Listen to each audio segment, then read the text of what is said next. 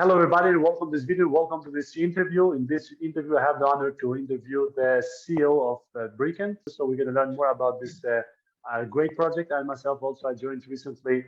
I joined the team as an advisor. I'm very happy to announce also for one more time officially here that now I'm also advisor for marketing, community adoption, and so welcome to this interview. Oh, thank you, Janice, for having me and inviting me to your channel. Looking forward to having a conversation with you. Now we have a lot, but it's important now with the public to also go a little bit more in detail as to what we do in Brickken or where is this collaboration leading and maybe what is the vision itself, right? Exactly. So I myself, I started learning more about Brickken and Andreou since you started the pre-sale in March. And I really think that this is one of the best innovative projects on the blockchain. But I would like also to hear from you, what is the purpose of Brickken project? Like what is trying to achieve? And yeah. Yes, of course.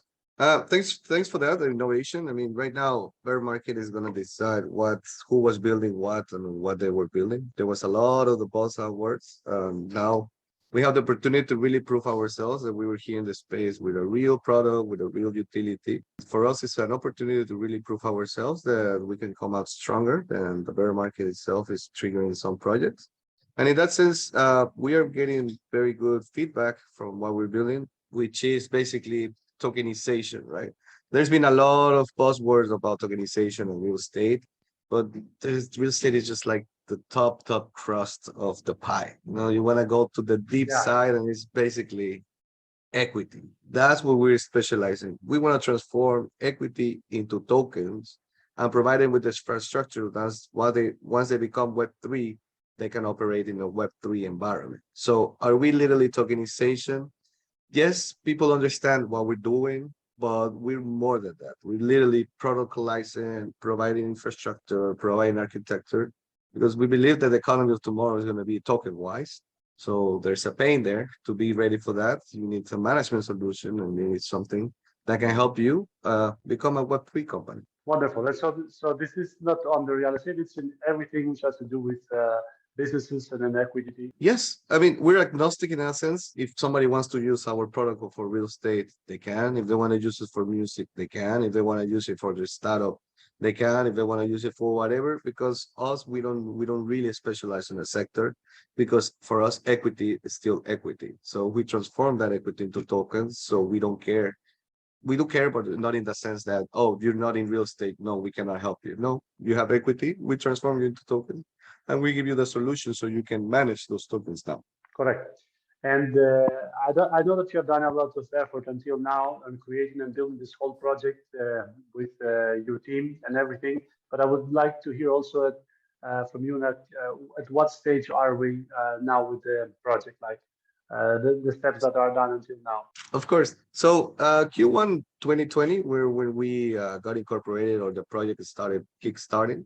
And for the last 2 years, year and a half, we developed something that it was our MVP, and we thought it was the way because we were specializing at that time in real estate.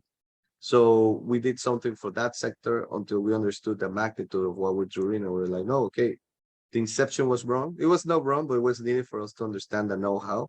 And we started developing almost 9 to 12 months ago the decentralized application with our utility token. And that is going to be our way to, we're super excited that we can deploy it and drop it. When you create something and then a year later you create something new.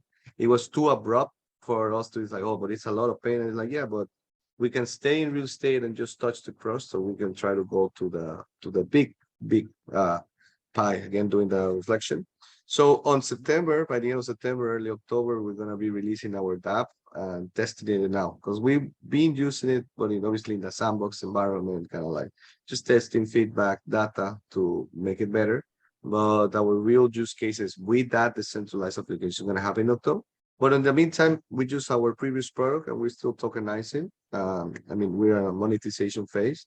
It's just that with the new tech, we think that we are definitely going to be scaling and globally because anybody can use the product. That's the beauty of it.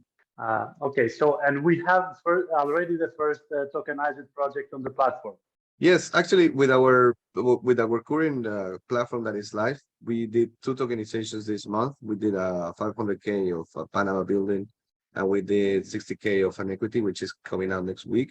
So we still that's developing that data for us. More than the monetization phase right now, it's understanding the appetite of the investor, the hassles of the issuer, our pains and constraints, because every know-how is embedded into the dApp.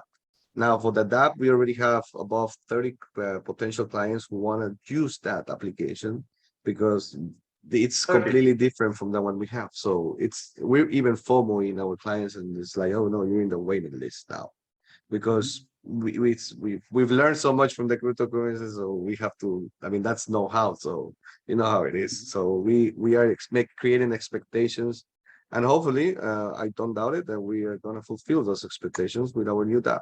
And what is the expectation about the Brickken token? Like, how it's going to be influenced from this project listing and founded on the platform, etc. Like, how's it going to work and what's the expectation? Yeah, so our change was before we were a company using blockchain, and then we decided to become a company of blockchain. So when you issue your own token, I mean, it's not just issuing a token and that's it, which is some of the mistakes I think the space has been doing. There were companies that there was no real use case or utility. So it's like nobody's buying the token. There's no real use. You use it as a crowdfunding mechanism. And then that's why the value was not created. So myself, I've been in the space for since 2016. Some of the members here even earlier. We have one that has been in the space since 2013. He has a funny story about Bitcoin. You should tell him about a hard drive because he's still telling that story kind of like you're a millionaire in spirit. So it's when we created the utility, we focused that it has to be the epicenter of everything that we wanted to build, right? So Mhm. the more we keep building, the more we're learning where can we apply the token to. So obviously community wise is a way that you create a blockchain project. Everybody believes in the token, and then you can start building knowledge on top of that. And this is what's happening. Some of our holders are becoming, I wouldn't say in quotation man experts, there's no expert thing, but they're like really getting engaged in tokenization and throwing ideas, and that's super powerful for us because it's feedback. But let's say that was incentivizes users. The use is whoever wants to use our protocol has to pay in our BKN token. Then in the projects themselves, there's going to be collateralization matters, staking matters, where the BKN is going to be the token that is to be used. And we're not going to use euros or USD or stablecoin USDT for providing this. And then we're building up the expert mechanism where third-party providers can aid the tokenization players, and those services have to be paid in our token. Then later we Mm. want to create a layer of DAO in the protocol itself, bounties and all of these things. So the BKN is actually our money. I would say like our intrinsic monetary value is kind of like our euro transforming to BKN, but with the embedded that value that it can be so much because it's code.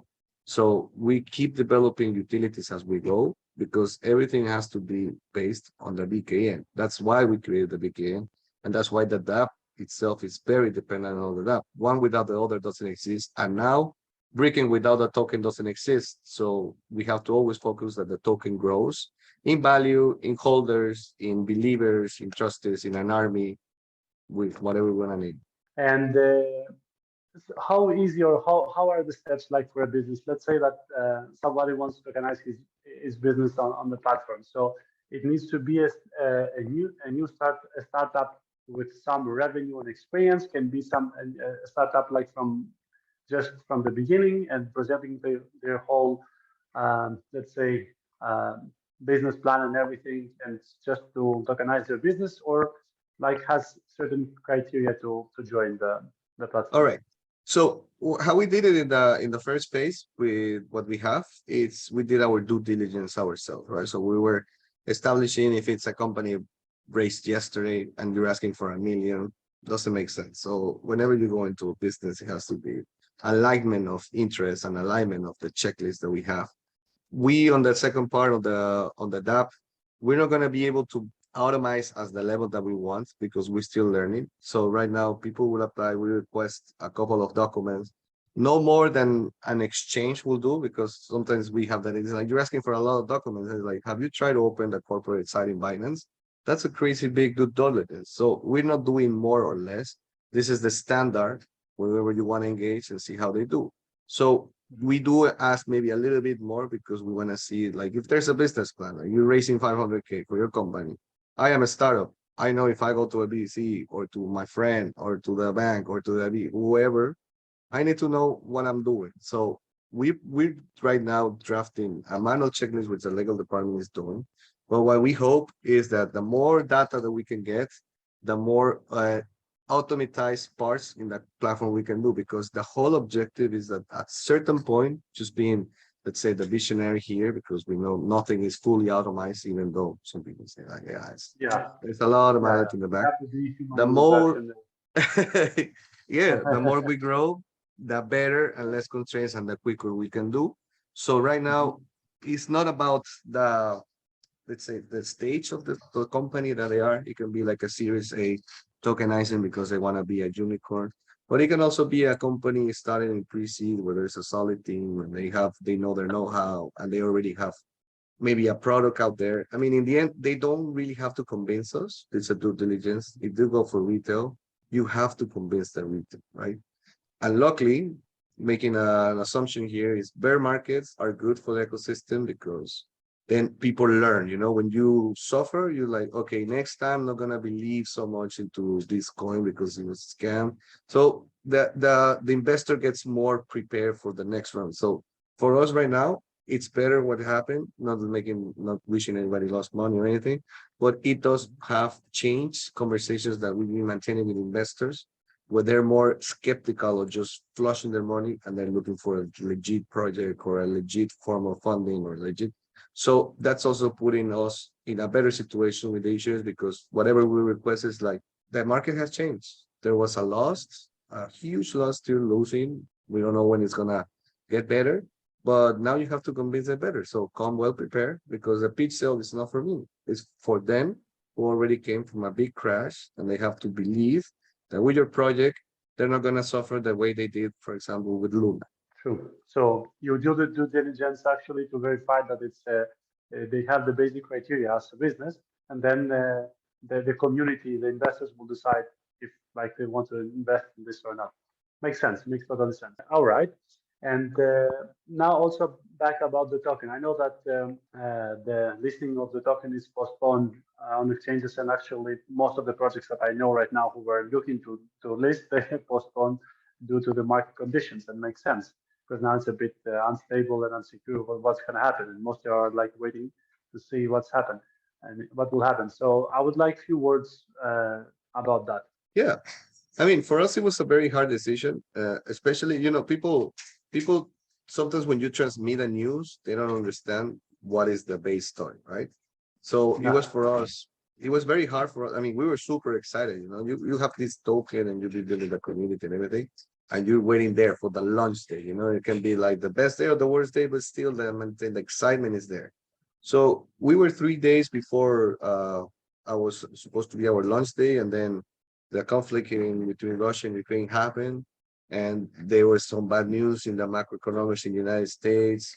Tech stocks were dropping, a lot of uncertainty, and we were like, I don't feel safe, And then we have people here who are good in not training to say like macroeconomics, and they're like, let's start switching our coins into stable because these positions are not beneficial for us. So we started saying like we're not believing anymore in the market. So why would we maintain our decision when we're skeptical, we're fearful, and suddenly the greed, I'll say, arrow went into full fear. Now it's like if we're fearful, the market is fearful. We cannot launch. So we had to make the decision and say like we don't know where we're gonna launch. We talk with the community. We even threw them a vote. It's like you guys want us to launch or can we delay? And they say no, don't launch. For us, it was a breather. But we didn't want to make that decision without them because in the end they invested with a possible listing, with a possible roadmap, and we had to change the game.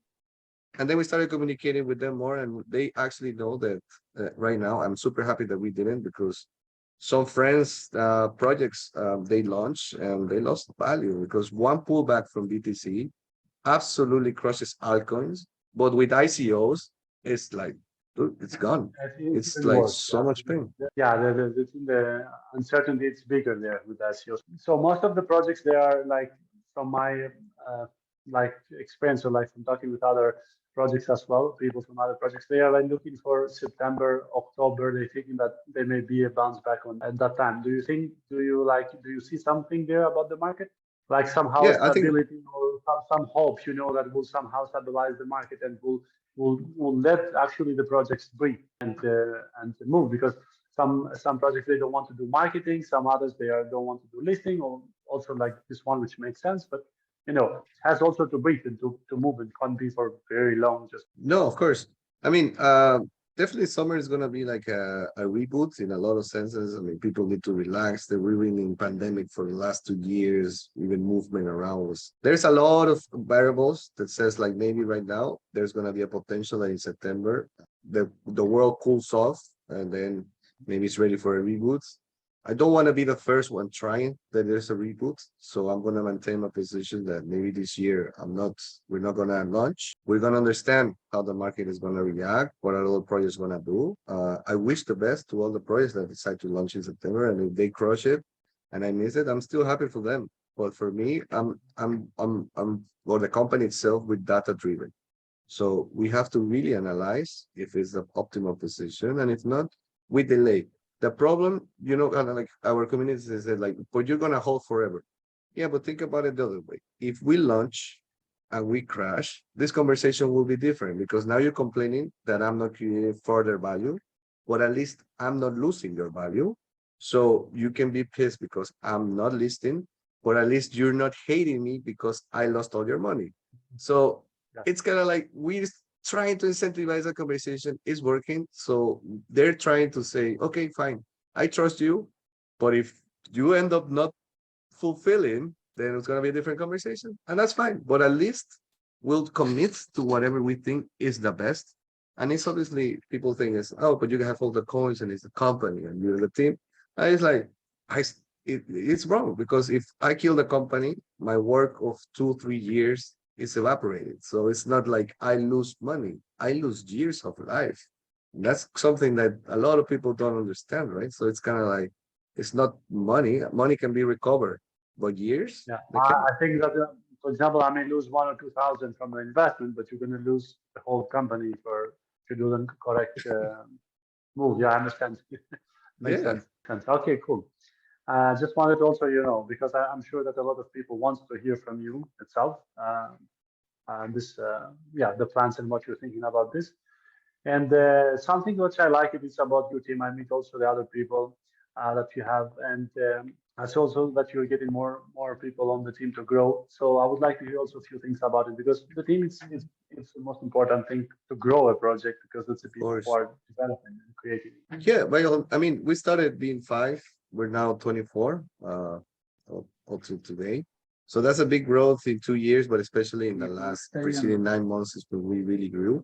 And it was we had the opportunity, we got a Spanish subsidy, we started getting raised from the token. So we did all this plan that we wanted to scale just because we wanted to maintain our position or create a better brand in our position. So it's difficult when you don't have funds. When you have funds and you allocate them smart, which is super difficult because spending money is kind of like you have money, you don't know how it's going to be allocated. But luckily for us, we created a good team that we kind of like we started believing in the decentralization factor. We want to do the good for the community and we here and all that, and we started changing some perceptions inside the company, and that has helped.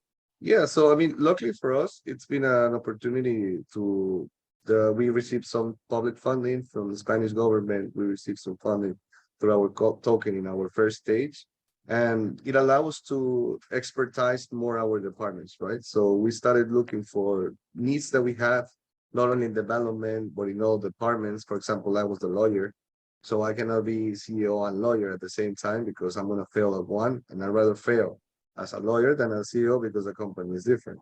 So we started fixing what do we need, and we did a plan of, okay, we're going to hire like this, and this. And that's why we were able to grow fast over the last 9 months. We went from five founders to 24 members in the team. So that's super happy. I'm super excited. There's a lot of know-how and excitement and new brains coming in. So our goal is if we manage to successfully raise everything, launch and everything, we're targeting that 2023, we have to finish with 15 members in the company because since bear market hits and our competitors might be looking for funds, some I know that we're trying to get there and we're negotiating and everything went sideways. We want to send a message that it's like, yeah, this is our space and we gonna own this space and we're as fast as this and we're growing like this.